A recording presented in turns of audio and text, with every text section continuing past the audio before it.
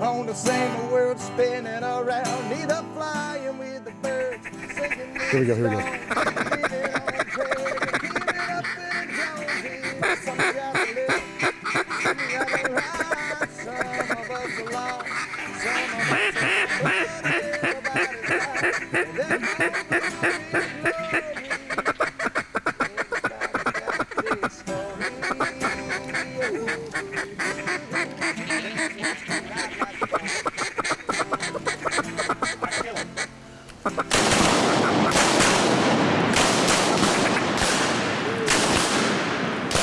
Nice work, man. You know, some of the funnest things at hunting camp are storytelling, sitting around a campfire, reminiscing, whether it's about that day's hunt or a hunt that you and the group have experienced together years ago. But in today's age of waterfowl hunting, it seems like a lot of the conversation has turned towards the inability to find ammunition. How many times have you got a phone call or a text or a DM in your social media like, hey man, you know anywhere I can get some black cloud? Hey, our local stores, our sporting goods stores are all out of everything. The shelves are all cleared off. I got there at 5 in the morning and stood in line because the associate told me that a new truckload was coming in. It's nonstop daily. We get inundated with these messages, these stories, these conversations, and there's nothing we can do about it. I mean, unless you got a whole slew of materials and primers and powder and shot size and you're able to reload in your garage or your shop, then we got to rely on companies like Federal Premium to get these loads out there, and they're working their butts off to make sure that the shelves are always full of inventory of Black Cloud and all of the other loads that they make for rifles, muzzle loaders, shotguns, pistols, self-defense, you name it. Federal's in the game, but it is all hard to come by these days. And that's when you got to get creative. You got to be unorthodox. You got to think outside of the box.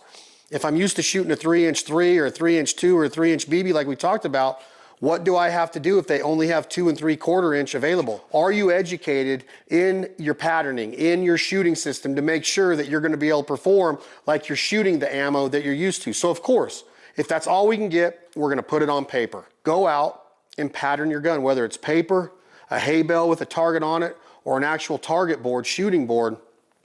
There's ways to make sure that when you shoulder your gun and aim down that barrel and squeeze that trigger, what all of those BBs are doing within a 30-inch circle at 30 yards, 25 yards, whatever you think, whatever distance you're going to be maintaining your hunt at.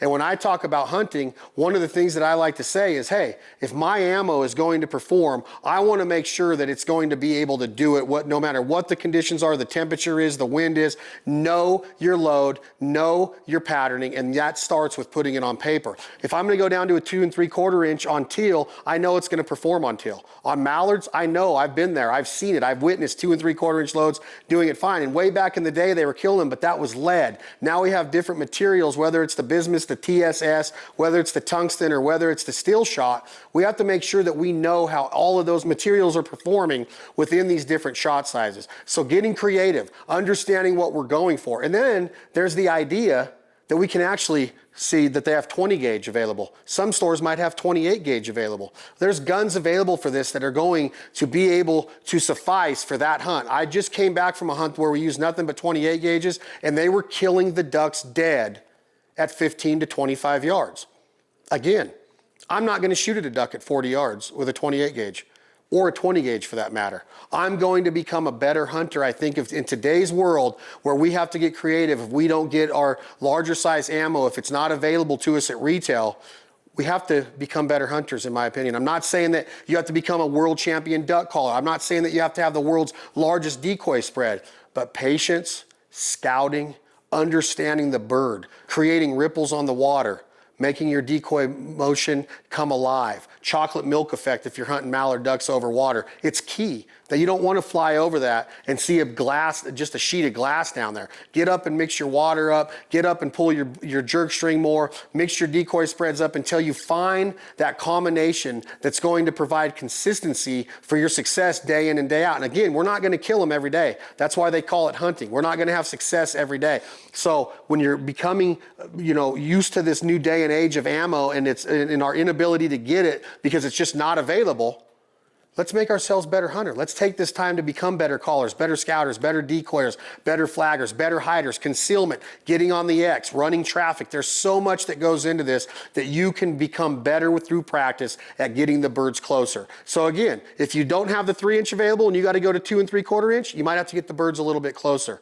If you don't have a 12 gauge available, but they have 20 and 28, and your daddy has one of those in his safe, then go grab it, because today's ammo and technology, Federal's building the best world-class ammo I've ever seen. It performs day in and day out. I'm Chad Belding with the Fowl Life Television and Banded Brands. I hope that helps. Check out more videos right here with the Federal family. Can't wait to see you down the road.